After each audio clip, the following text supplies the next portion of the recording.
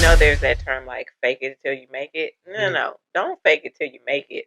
Like, be real until you make it. Like, that's what I say. Like, be transparent. Yeah. And I like, because I remember your first podcast, you were like, this might be, you said basically, this might be trash for a little while as I'm learning. And it's actually not trash, but I was just saying that's comparison to where I would be in a year. exactly. But I have made mistakes too.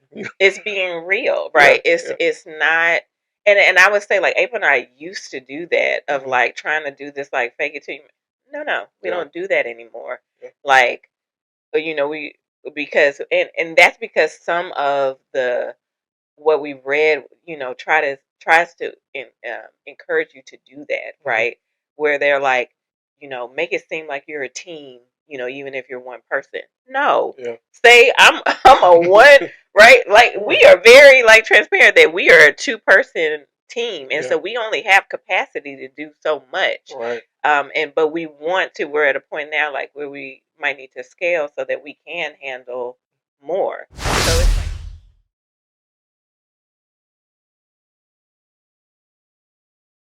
what's up, fam? Before we get into today's episode, I want you to go check out our website at www.igotdreamspodcast.com and subscribe to our emailing list. We are creating the ultimate accountability group for entrepreneurs. So if you are an entrepreneur, if you are a business leader, if you are a dreamer, we want you to be a part of our group. All you got to do is go to www.igotdreamspodcast.com and subscribe to our emailing list, and we'll take it from there. This thing is going to be bigger than us, and we want you to be a part of it. Again, go to www.igotdreamspodcast.com and subscribe to our emailing list. Now, let's get back to the show.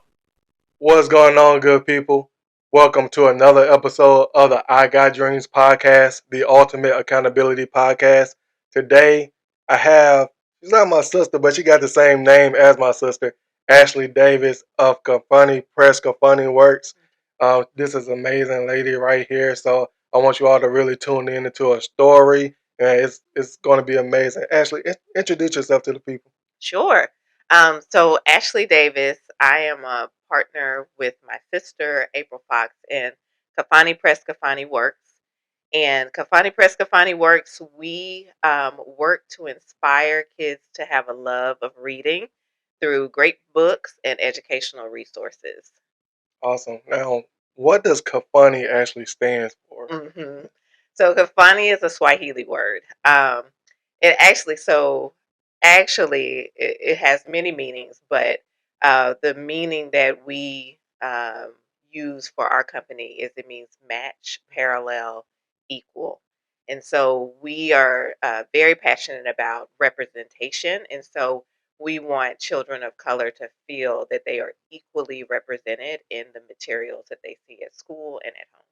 That's dope. So, what is the dream for Kifani? Oh, so the dream that we have for Kafani, I'll say first and foremost, we want to glorify God in everything that we do. And so we do that through our work through literacy. So that means we want to produce great books that will get kids excited about reading. We want them to be excited about reading. And then also the other dream is in the educational resources, making sure that there's curriculum that also gets kids excited, that is representative of all of the kids. So those are the two things: great books, great curriculum. Awesome. So, question for you: Mm-hmm. Is your book only targeted to people of color, or is it just for everybody? But it made sure that people of color are included. That's a great question. So our books are for everybody. Like, everybody can enjoy our books, but we are intentional about including characters of color, and it's really from our origin. So we wrote our first children's book, Keisha Kane and Her Very Sweet Tooth, in 2013. And at that time, I was a kindergarten teacher, and it was difficult for me to find um, books that featured characters of color that were just doing like ordinary things. Like, you had a lot of historical fiction, about civil rights or about slavery, but just because Keisha is just she waking up in the middle of the night trying to get a cookie, right? So those are the ordinary things that we wanted to highlight, um, and so that is what like spurred our work, is because we saw that there was this problem at the time. There were not that many books that feature characters of color, also that were written by authors of color and illustrated by illustrators of color. That was even a harder thing to find. Um, and so our books are for everybody, but we are intentional about ensuring that characters of color are represented. Nice. So that's very dope. And it sounds like this is a big problem, right? So what made you guys like want to tackle it? You and your sister actually tackle this issue. Mm-hmm.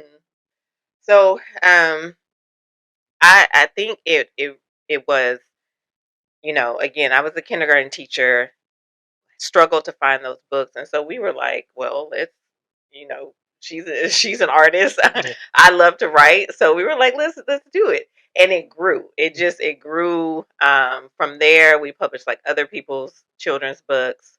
Um, then it got into curriculum, and so it really just started with, there's a problem. How can we be a part of the solution?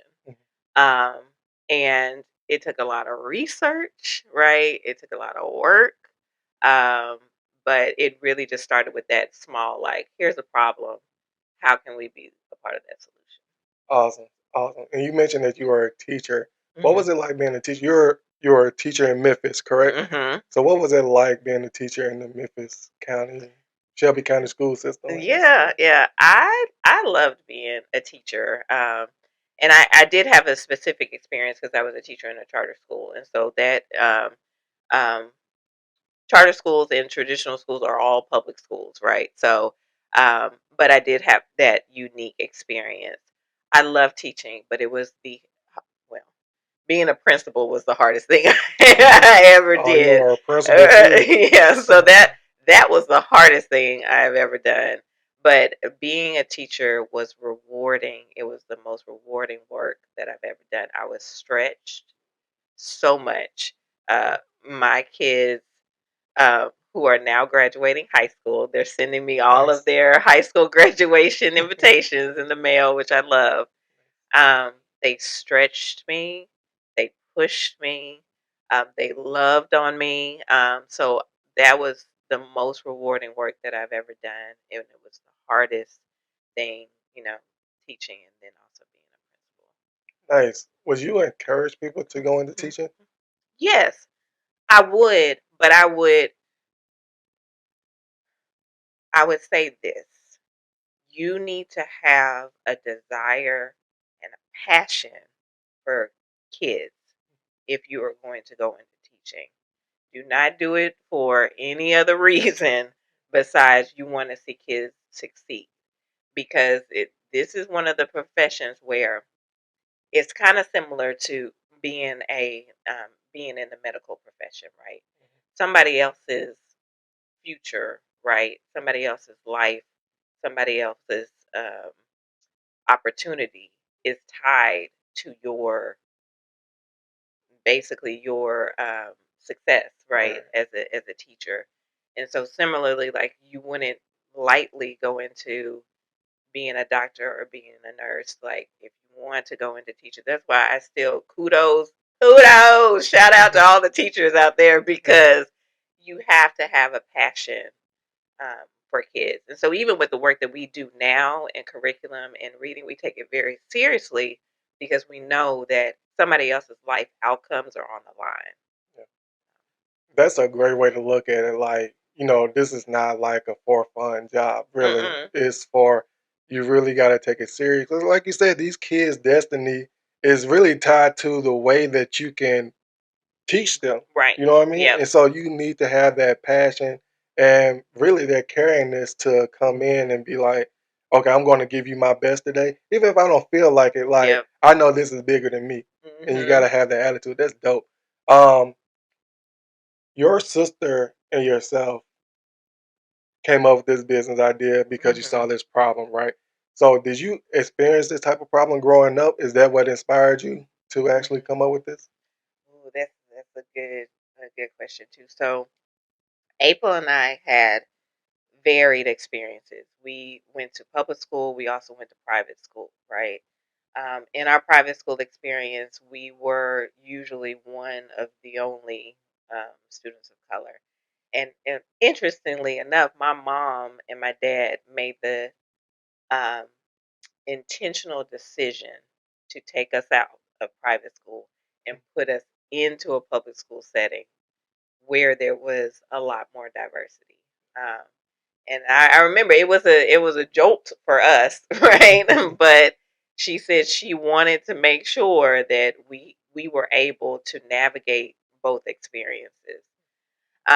And so Oh, what yeah. what grade were you when they Hmm. made that switch? Yeah. So April was in third grade, and I was going into no April was going into fourth grade. I was going into first. Gotcha. Mm, yep. So it was a jolt. It was a culture shock. But I appreciate her in doing that because she wanted to make sure that we were able to navigate any situation. And that helped us as we went into high school and as we went into college and into the workforce. Awesome. So are you an advocate for a private school, Mm. public school, or Mhm. for all schools? I'm an advocate for all Uh, schools, and I think that parents need to make the choice that is right for their family, whether that's private, public, charter, which charter is a public school, or homeschooling. yeah. Yeah. Yeah, homeschooling is a big one too. Mhm. So what goes into making a decision like that? Like Mhm. to put your kids in a certain school? Like, is it the environment? Is it the community that they're growing up in? Like Mhm. what is it? Like what goes into making that decision? Yeah. I think a lot of things go into that decision. One, I think it's the child. Where is the child going to thrive? And so for some students, it could be a Montessori type setting, right? Where they need a little less structure, right? Some need highly structured environments, right? Some will thrive in a place that is very culturally diverse. Some students will thrive in a place where they are the minority, very much the minority, right? So I think it depends on the child. I think it also depends on you know, of course the family and what the family like values.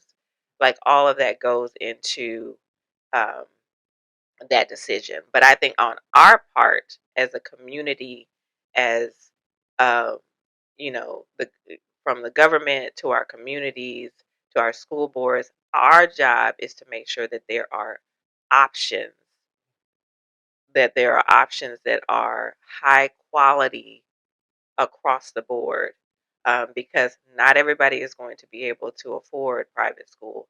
Not everybody is going to be able to have the flexibility to do homeschooling, right? And so if you need to go to your neighborhood school, it needs to be high quality, right? So, Yeah, I definitely understand that, and I get that. When you and your sister moved from private to public school, you hmm mentioned that it was a culture shock for you. It was a hmm jolt. yep. So how like what changes did you see, and how did you handle it? hmm So I think one experience that I had that I remember distinctly is I came into a, the public school setting, and um, I was just placed in a class, right?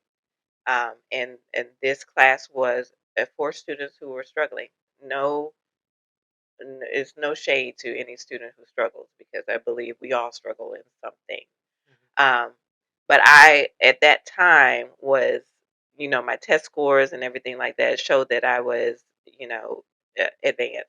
Um, and so at that time, I was like, um, my mom was wondering because the work I was bringing home was like not. not on par, and just different things. Like, it wasn't like challenging me. And she was asking, like, what did you do in like class today? And so at that moment, I remember and I wrote about this moment in my college essays, actually, because I was sitting in class, and they were going through sight words, right? And it was like said, do, go, right? How, like, going through the sight words, and I knew every sight word, but because nobody else was saying anything in class, I kept quiet, right? And then finally, I remember she put up the word big, and I raised my hand in the back, and I said, big? And she was like, who said that? And I was like, I did. And so then she told me to come up, and she was like, can you say the rest of the, and I went through the whole, you know, sight word deck. And then she gave me, I remember, a pamphlet. It was a pamphlet for Memphis City Schools at the time. And I read through the pamphlet. And she called the teacher who was across the way. And she was like, I don't think that she is supposed to be in this, class. Um, and she, and from there, I was put in her class. And from there, I was put, in a gifted class. So I say all that to say it's so many implications with that, right? The one implication is, why was that happening in a class with students who were struggling, right? Because yeah, so that is a whole implication there. Then it was like my mom had to come in, and she was like, "This, I I gave all of her, like, her information, right? So my mom had to come in and advocate, right? And so it just speaks to how parents have to advocate for their students. I'm thinking about what's currently going on with the third grade retention, how parents are having to come in and advocate for their students, right? And sometimes students are having to advocate for themselves. So that moment, it was a jolt and a culture shock, because I would say, as far as how I was being challenged, it was very different. Um, and that shifted once I got into a different classroom. What does that mean for our students? So, because how do you challenge them at the level where they are, and still push them, still make it rigorous, right? Um, but make it appropriate for those students. And so, yeah, it was a jolt, but it was also a jolt just to, like, where um where I would get questions about my skin color or my hair color, like, or the texture of my hair. That didn't I wasn't experiencing that as much in the public school setting, right? But I did get things like, why do you talk so proper, right? Or that type of, and so it was, but I give kudos to my mom and my dad for making that decision to have us deal with both situations. Yeah, that's dope. I appreciate you for sharing that story. And I'm thinking about my own story as well, right? So, question: do you think you're smart or you work hard? And I asked that because when you said that you kept quiet when you knew the answer, I was definitely the opposite, because I went to public school, but I had a mama like that made sure I got my work done. You know what I mean? And it was like, you know, where every time you come home, if you got work or not, like you sitting at the table and you doing something as it pertains to school, right? And so I feel like I worked hard to get that answer. Like even in school, especially like in math, you sitting there trying to figure it out. And so like as soon as I get the answer, I'm hollering out the answer. And my teacher like they would like literally look at me and was like, like why is he so excited? I remember I think it was seventh or eighth grade. I was just yelling out answers and things like that. And my teacher looked at me sideways. At first, she didn't get it. You know what I mean? Right. And like she was like, "Why is he like so competitive?" And like, why, And so, but throughout the year, she started like really encouraging the other kids to be like me. To be as excited as me. But the thing was, is like I worked hard to get this answer. I'm about to tell you this answer. Yeah. And it wasn't that I was smart. It's just because I worked hard and like, Fannie Davis did not play those games. Yeah. and Yeah. so for you, like, do you think you were smart or you worked hard? Not saying that you didn't have to work hard, but is it easier for you to like come up with answers? That's good. So I think that I would say it's a combination of both. I think God has blessed each of us with different like talents and gifts, and so I do think in some ways I have been gifted um, and have those natural talents, but then also I do work extremely hard and had to work extremely hard. It's so funny you said Fannie Davis. Yeah, Brett Haywood and Leela May were not playing. They were like, "No, you gonna have to get that work done." But it was so that's interesting because I bring it back to like the like for example the testing. I like my sister um, worked.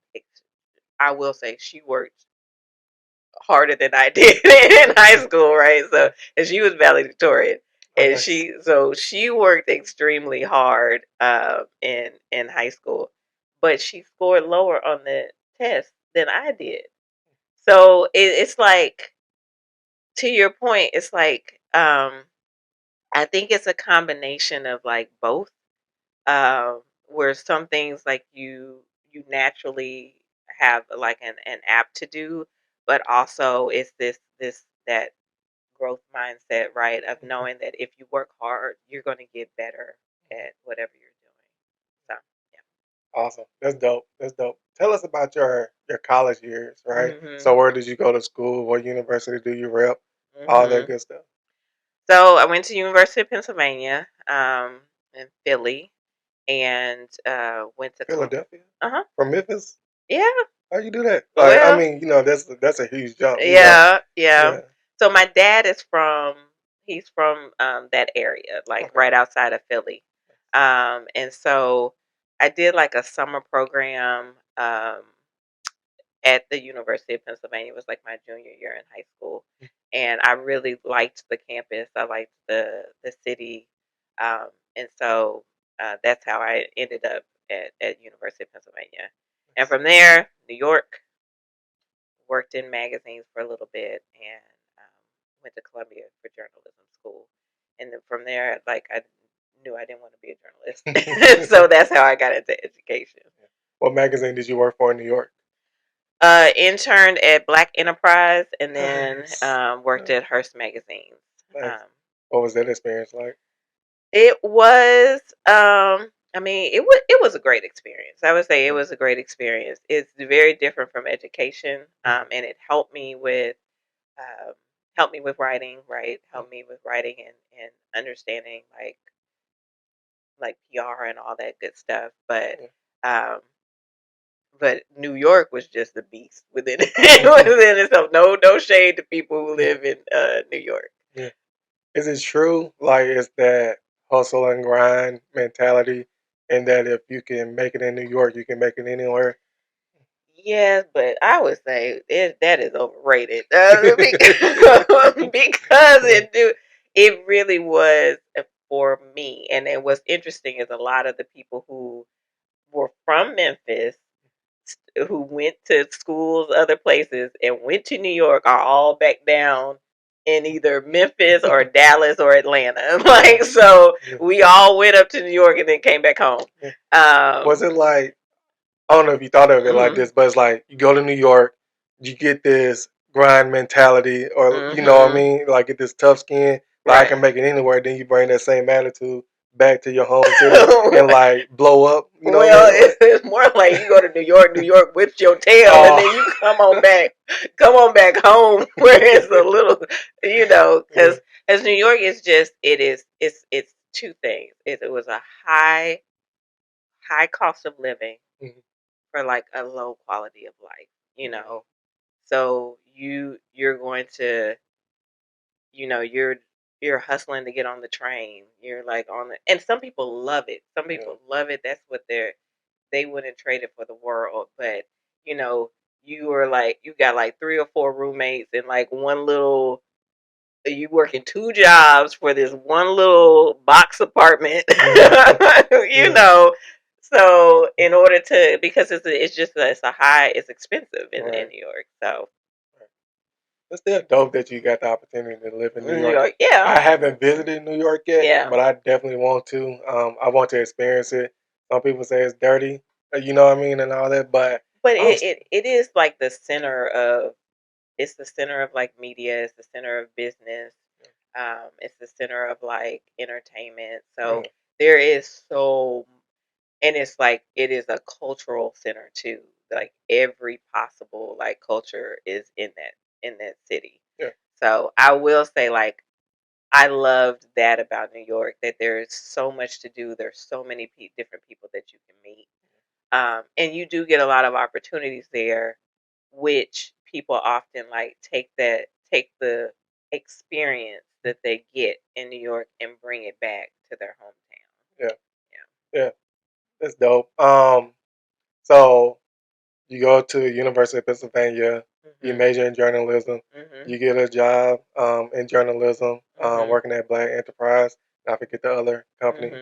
So how did you get into education from there? Yep. So it was actually when I was in journalism school, I met somebody who was in Teach for America, right?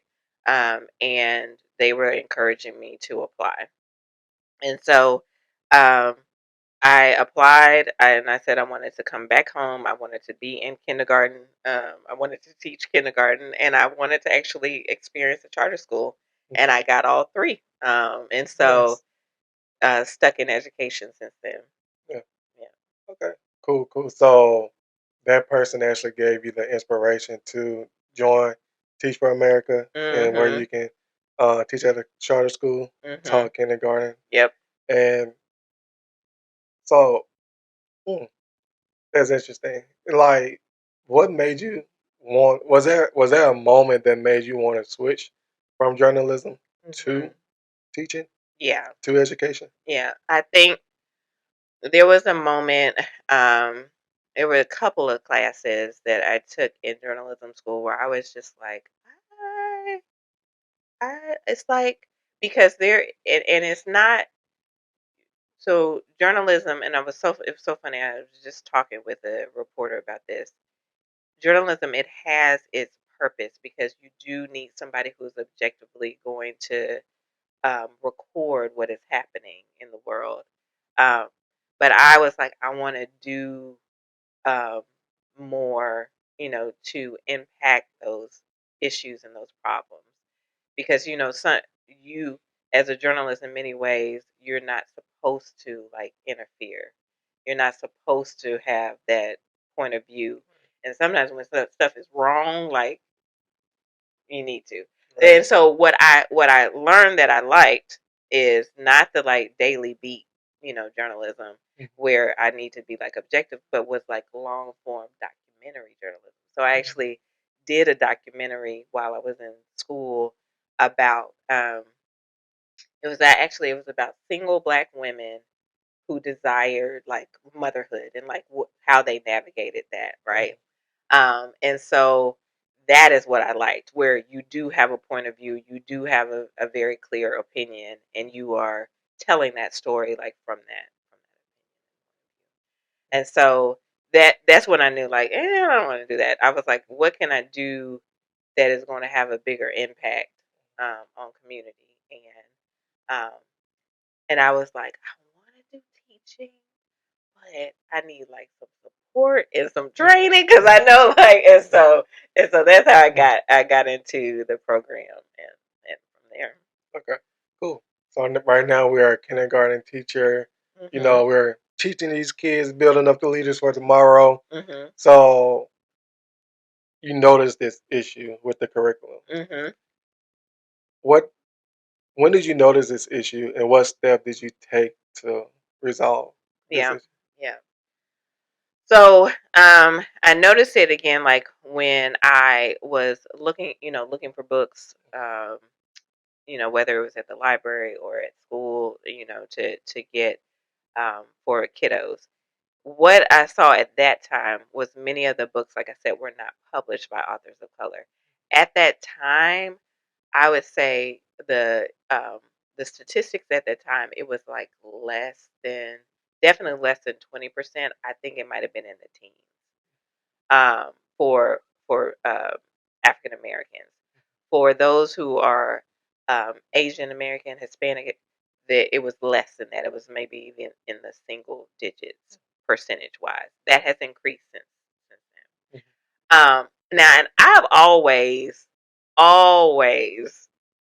been like the type who had an idea and was trying, like, even as a child, um, like I was trying to sell candy, like, and got in trouble with my mama because I was trying to like sell candy.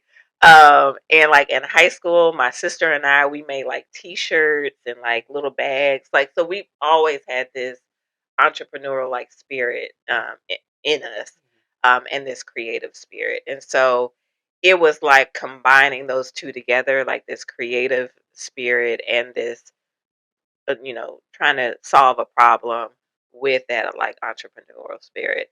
And so I started to research, went to the library. I looked up, um, I remember I went to the main library and I was sitting up there looking at like how do you publish, right? Um, so I checked out books on publishing. I checked out books um, on writing, like crafting a children's story.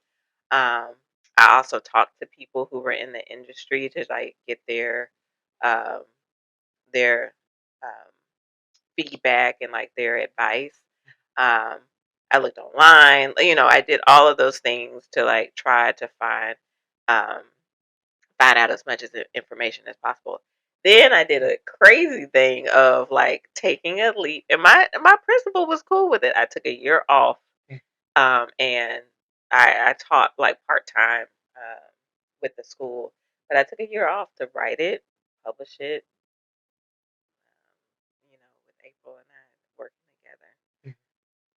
Nice. What was it like building a business with your sister, or just the beginning part of it? Like you had this idea, and you like, April girl, like we got this big problem right here, like Right. So Yeah. what was that like? Yeah. Uh, being in it, working with my sister has been a big blessing. Like that's my partner. Now, do we bump heads? Most definitely. Most definitely. Because usually I'm the one who's like, come on, let's do this. Let's do this. And she's like, mm. So sometimes it's like, but that's that, um, we're a good pair in that way. And that's where, again, like the Kifani, like where we work in parallel structure, like she brings um, a lot of her creativity and her visual, like in her vision in that way. And I bring a lot of like my, skills from like past like leadership and like again like the writing. And so working together. Oops, sorry about that. Working together. Um, and so it's a beautiful thing to work with somebody who knows you so well. Like she knows me in and out, and who compliments me, who will challenge me. She'll check me, when I need to be checked. I'll check her when she needs to be checked. Um, and so that was great. But she been along, and so I will say, like often it's me that's like, "Come on, let's go," and she's like, "I'm just on for the ride, like holding on for dear life." But it's been great. That's awesome. That's awesome. So, would you be an opponent of family working together or friends working together? I think you. So I. Let me rephrase that. No, no, don't rephrase it because Okay. it's just I know that there have been situations with friends or family where things have gone sour, right? Right. So you got to like I trust April with my life, right? Yeah. So it's got to be like you trust that person. Um, so the trust has got to be there, fundamentally there. But you also got to have some clarity. Got to have some clarity on roles, And so April and I had to write that out, right? Write out like what does she take care of? What do I take care of, right? And then also like um, clarity on on that business side, right? What the percentages looking like. Like you've got to have some clarity on all of those things. And so um, I think like even with family, you got to have some structure and some clarity and some transparency. But ultimately, you got to whoever you're working with, you got to trust them. Yeah. I definitely understand that, and I agree with it. Like one of my dreams is to build a family business. Build something where I can hire my sister, I can hire my wife's sister. Yep. Me and my wife, like we're training them, like we all making money together. We buying properties. We're doing this, we're doing that. Like that's what I want for me and my family, and so that's very encouraging. You do need that structure. You definitely need to write out the percentages. You Yep. need to write out what we getting paid, and all that, because I feel like that's where the issue comes in. Right. That it's most of the time surrounds like money or disagreement or Yep. something like that, and also not mixing business with personal. How do you separate that? You know what I mean? Like we have such a personal relationship, and you talking to me like as a business person, but you don't talk to me like this every day. You know what I mean? Like where, and it's like it's like where was this energy when you were, just laying under me like there's a husband and a wife, Right. or when we were just eating. But now, Yeah. we got this issue. Why you coming at me like this? Yeah. You Yeah. know? I mean, well, and whenever you're doing family business, it is going to be different. Yeah. You are not like the way I talk to April is not the way I used to talk to like my teachers when I was a principal, or like the way my principal talked to me when I was a teacher. Right? It's just it's going to be different. Um, and so with that said, though, there there still is, like you said, like this transparency and accountability that happens. And so I think like now also things change when I got married, right? Because now my husband he says he is unofficially a part of the team too. I call him our unofficial like business manager, but like he got to be involved in decisions too, right? And um so I think it's still like um there's going to be that familiarity because we're sisters, and but still there are times when again like she very matter of factly will tell me like if I'm falling short in something or if I'm overstepping in something, or and we've grown in that, and I will do the same for her. um but I'm also going to like there's going to be a level of care that I'll have. And so it is it's like setting boundaries, right? Healthy boundaries to navigate like both of those spaces of being like family and also having business. Um and and again like also just making sure that you are in sync with like the ultimate like goal of like not losing sight. And that's how also I think it works for us, is because we don't lose sight. And we took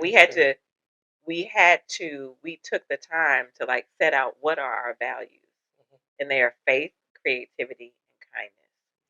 We crafted questions that align with those values, like, and one of them is like, are we acting in integrity? Are we serving others? Like, those are the questions and the values that guide like what we do. And so when we get off track, and that happens, right?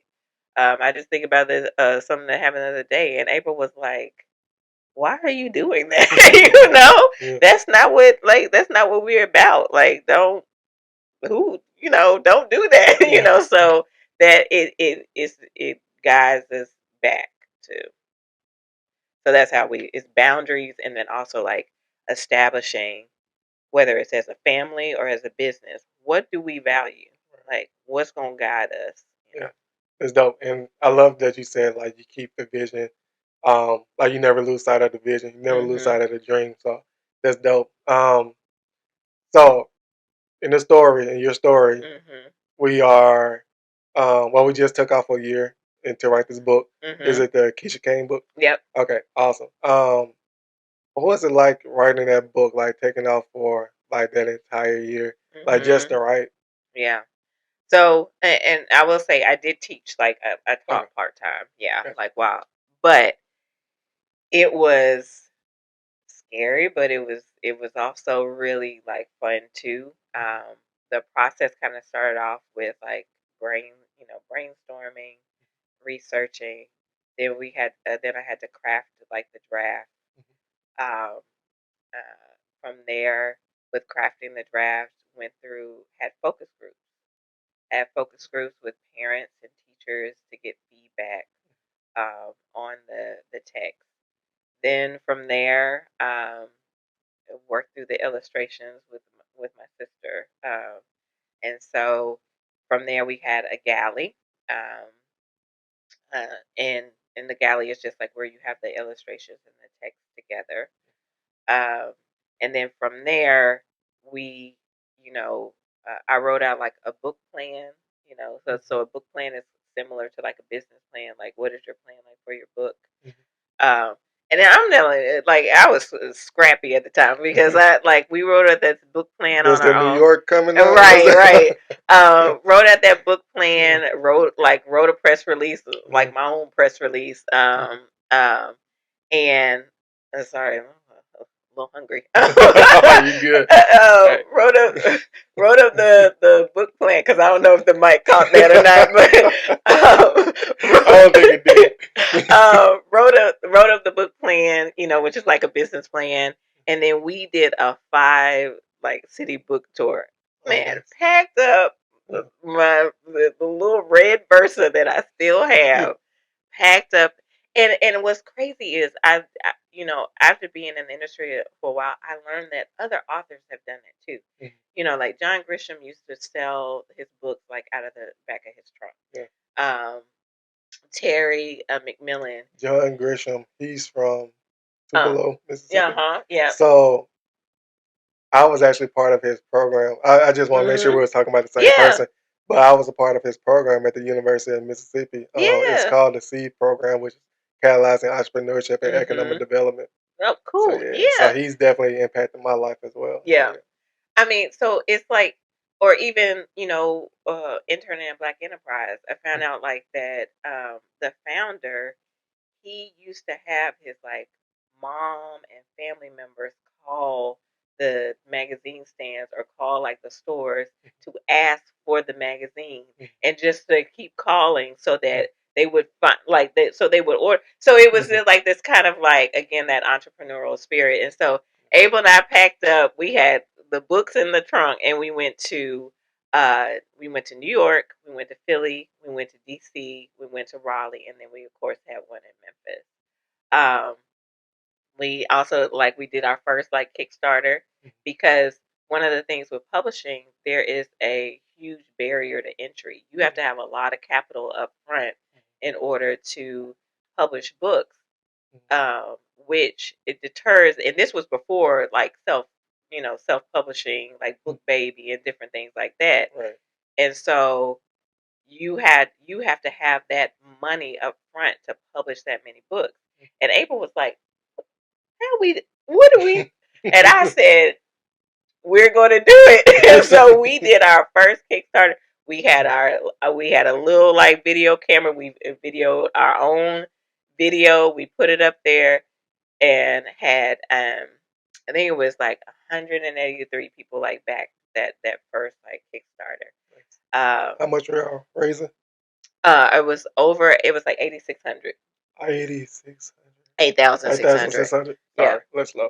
Yeah, no. So it was 8,600 around about there. And so, April was like, this my sister. But she was just talking about that the other day. She was like, we started out and now we're at a place where we potentially can, scale, maybe hire like other people. And so it just is a testament. Again, I say, like, we give God the glory in everything that we do, because it is a testament of how He can take something that is small and do more than you can even imagine. Right.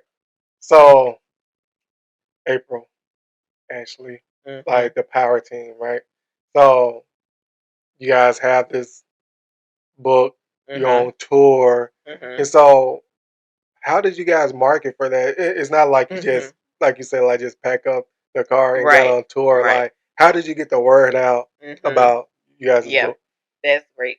And so, if you remember, I said I wrote a book plan, right, which is Right. similar to a business plan. And so, with the book plan, you like, okay, who is your target market? How are you going to reach that target market? Um, what are you going to do, like, as far as press? How do you think that you're going to distribute it? I put all of that into a plan, and then tried to, like, execute that plan. Um, the Kickstarter, I also would say, was a great, like, marketing tool, because you can, it had, like, social media, like, built in. So every time, like, somebody shared, and that's how a lot of people saw stuff on, social media. And that's how we landed, the feature in Glamour Nice. magazine. It was because somebody saw it, and it was somebody who I, like, went to school with, and she worked, for Glamour, and so it was from there. So I would say, it was like a lot of organic, like, word of mouth, of course, like through friends and family, but also using some of those tools like crowdfunding, to get the word out. Using social media, using, like, um, email. We use email marketing, social media marketing, um, all of those, like, tools to help us along the way. Awesome. Can you give me 3 steps Hmm. to writing a children's book? Yeah. Okay. First one I would say is you need to do your research. Read the children's books. Look at children's books, see what you like, see what speaks to you, as far as see what tools they use. And I would say, again, like, a high quality, like, children's book. Yeah. You need to look Yeah. there. It is a craft, Yeah. And and you put a year in, hmm which made it shows how intentional you yes, were about it. Because some people like, oh, okay, I got 2 months. I'm finna uh-huh, write this thing out, right, and yeah, then it goes nowhere. yeah. But you took a whole year and was very intentional about it. And I thought about, you need to I looked at, standards, like kindergarten and first grade and second grade standards. Like, what are kids supposed to be taught, um, um, through literature at Yeah. that age, right? And so, and I thought about, like, you research, like, what, hone your craft. That's what I basically mean, is hone your craft. And so I thought about, like, I want onomatopoeia in my, and so onomatopoeia is basically just like when you see things like pow, what, Yeah. wham, like in the books, Yeah. because kids will be engaged in that. So I knew I wanted that, right? I knew, like, repetition is important in, like, children's books, and so all of those things, like, so hone your craft, Yeah. learn, research, and, learn about, the craft of children's books. Also, research and understand your industry. Understand publishing, right? Learn. You need to know what's a barcode, what is an ISBN, what is the Library of Congress, like, where you're going to have a Library of Congress catalog number. What is copyright, right? All of those different things you need to know, um, those as well. Um, I would also say, with that research, so researching and honing your craft, researching, and knowing your industry. It's the same for illustrations. April did that as well. She studied children's books, right? And we were inspired by particular, illustrators and writers like Ezra Jack Keats and, Lois Elhart. So, again, research. The second thing I would say is do the work. You have to actually write it. And it's going to be like, we went through several revisions. So you have to do the work and get feedback.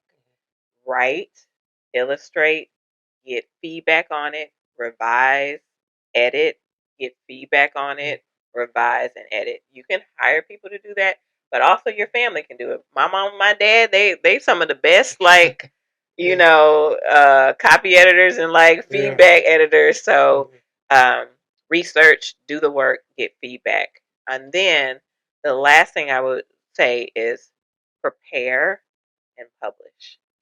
So that prepare piece, that's it. Like you don't have to write an entire book plan, but you do need to have some type of plan for what you're going to do. I looked at Publishers Weekly, and they said that on average, the self-published author usually only sells like 100 copies, right? And for traditionally published books, they sell at the most 500 copies, right? And so with Keisha Kane, we've sold in the thousands, right? So you have to have a plan. And so I knew I was like, I'm gonna leverage like some of the relationships that I have like through teaching, right? I reached out to particular schools and asked, can I have a reading? Can I read at your school? I reached out to libraries and said, like, can I send you a copy? I reached out to local, like, independent bookstores and said, will you carry my book? And Novel, which was Booksellers of Laurelwood, said yes, right? Yes. So but you have to have that plan of, okay, I said, these are the local independent bookstores in the Mid South, right? Here are local bookstores in these markets of like DC, Philly, New York, right? I'm going to reach out to them, right? I'm going to reach out to these schools. I'm going to reach out to these libraries. So have a plan. And then you have to do the actual work. You got to get your quotes on your book and get various quotes so you can get the best deal. Um, you need to get all of the aspects of it. So you got to get your technical things, like I said, like a barcode, ISBN, all of that to publish your book. Then once you publish it, you gotta. So I'm gonna give you 4. So research, right? Do the work, get feedback, prepare and publish, and then you gotta push it. You gotta get it out there, and and promote it as well. So that's dope. It's a lot. It's a lot. Like, did you expect it to be that much work? And it's like, I want to talk to the dreamers out there, right? Like, this is really work, right? So starting this podcast, like, it's more than just setting up the setup on the studio or putting mics on or recording or anything like that. It is way more than that. You know what I mean? Like, literally, when I published my first episode, and I noticed that like I was staying up to like 1:30 in the morning, like to try to publish. But I'm like, I need to, and it was because of things I had forgotten, that I need to do. Because like it's like I gotta what do I need to do before recording? What do I need to do during recording? What do I need to do after recording? What do I need to do for social media? How do I need to create these thumbnails? It's more than just literally cutting on the camera and talking. Like it's a lot that goes into it. Or you prepared for all this work? No, no. And we made a lot of mistakes. Starting out, like we, for example, going with the wrong printer, and the books fell apart. Wow! Right? And the customer, like, did you like with the customer, or did y'all catch it before that? we definitely caught it before that, but we had to eat that loss. You know what I'm saying? So yeah, right. And so it happened again also with another printer where the book jacket was too short, right? So it's just you learn it, and so now we have relationships with printers who we know are going to, do a good job, right? And so you are going to have your ups and your downs, and you're going to learn trial by fire. But one thing I would say is like it's so true. It's more work than what a lot of people see. Right. It's a lot of work behind the scenes. And you know, there's that term like fake it till you make it. No, don't fake it till you make it.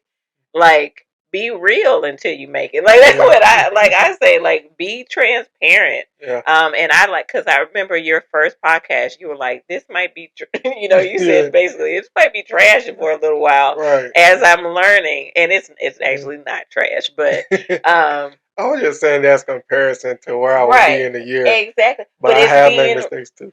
It's being real, right? It's not. And I would say like April and I used to do that of like trying to do this like fake it till you.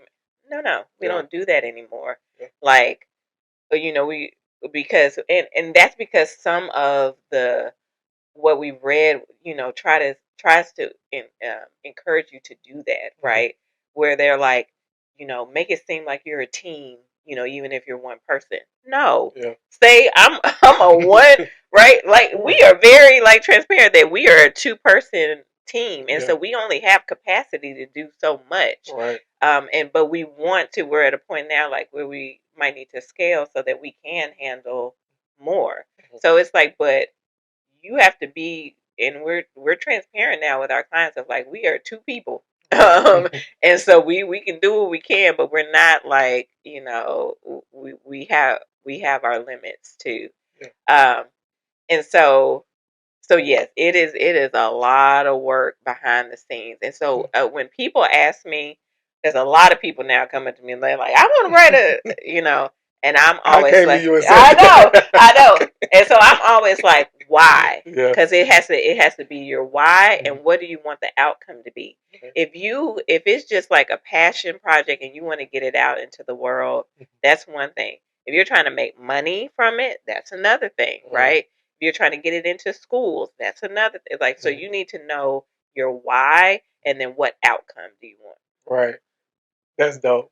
So we have talked about a lot today, and we haven't talked about where is Kifani now.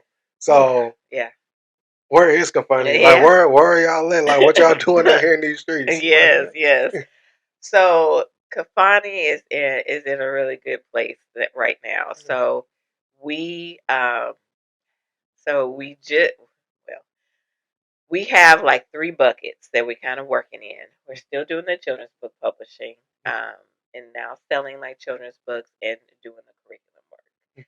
I think we're on like that scaling, you know, the scaling point, like that transition point of like, you know, it's growing, and we need to figure out like, do we need to bring some people onto the team to help us grow, and like what we need to do to maintain this like momentum. So you know, we just had the Kickstarter for, or this is like our 5th Kickstarter, and we would say shout out to like Kickstarter and crowdfunding because for entrepreneurs it is an alternative way to get capital basically. So anyway, so where we are right now, we are doing curriculum projects for local nonprofits. We have about 3 of those on deck that we're working through and that we're excited about.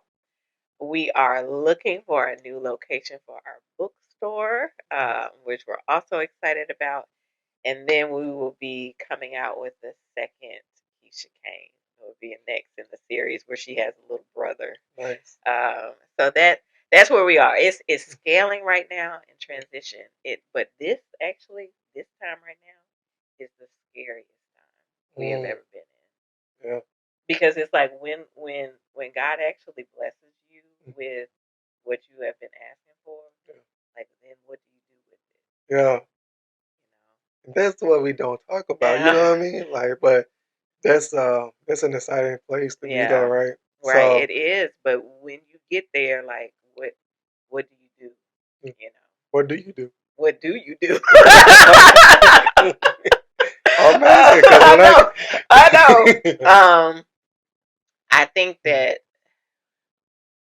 and April and I have been talking about it.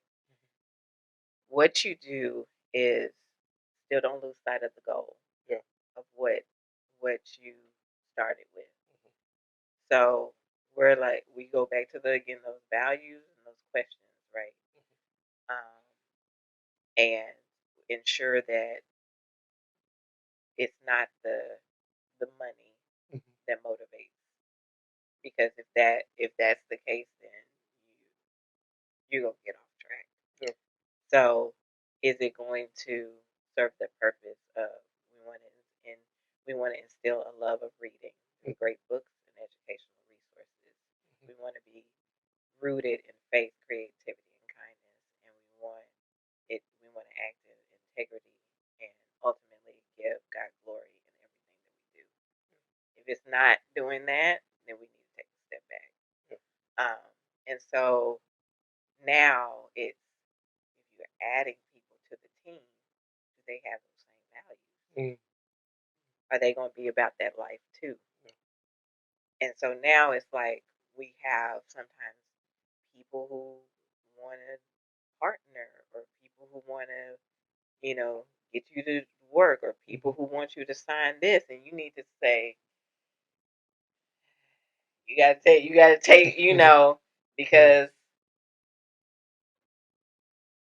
yes, I was just saying, and especially like when things are running, things are moving now, you got to slow down and go back to like, is it serving the core of like what we're about?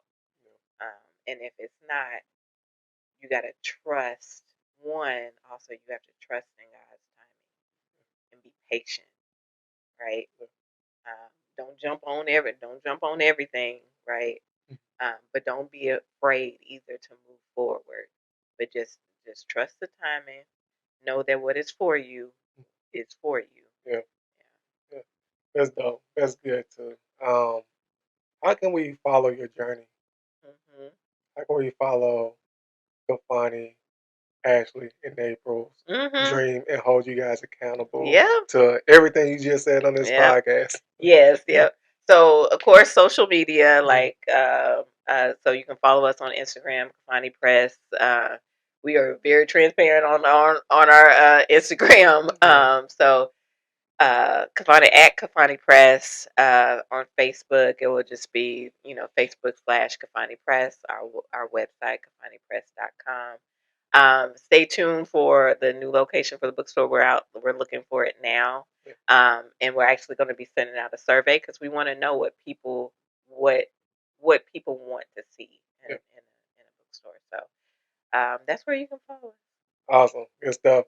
Also, follow the I Got Dreams podcast on all social media platforms. Leave us a rating, a comment. Let us know how we're doing. Our goal is really just to, and here I go, I'm saying we an hour, and I'm a one-man band. So just, right. My goal is to get you to take that first step and just to reach your dream. Yep. Ashley, leave us with a word of encouragement or advice or something to give to the people.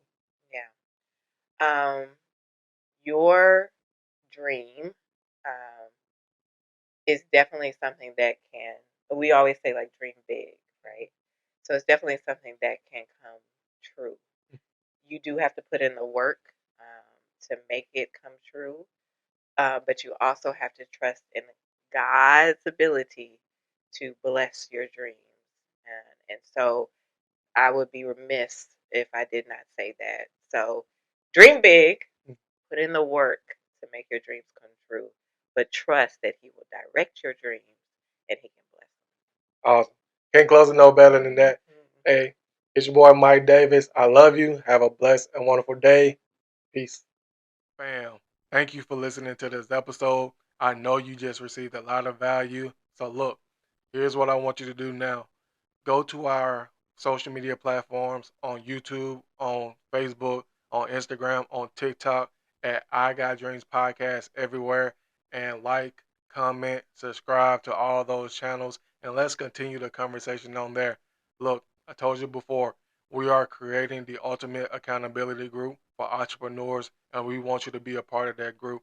So go ahead, like, comment, subscribe to our channels at I Got Dreams Podcast everywhere, and we'll see you there. Peace.